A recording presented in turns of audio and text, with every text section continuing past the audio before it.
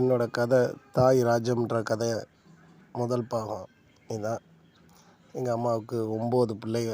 அந்த 9 பிள்ளைகளில் 6 ஆம்பளை பிள்ளையும் 3 பொம்பளை பிள்ளையும்.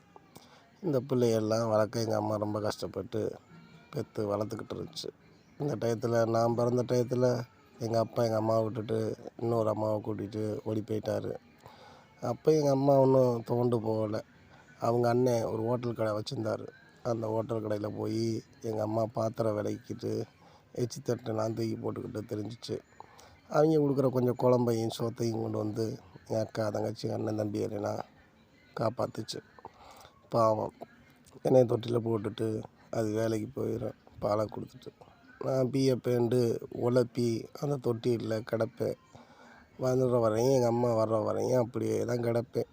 எங்கள் அம்மா வந்ததுக்கப்புறம் குண்டியை கழுவிட்டு அதுக்கப்புறம் என்னை கொஞ்சம் எங்கள் அம்மா பாவம் அவளை கஷ்டப்பட்டு என்னை வளர்க்கவும் நானும் எங்கள் அம்மா பேச்சை கேட்டுக்கிட்டே அப்படியே வளர ஆரம்பித்தேன். கொஞ்ச நாள் ஆனவுடனே என்னை ஒன்றாப்பு பள்ளிக்கூடத்தில் சேர்த்து விட்டுச்சு.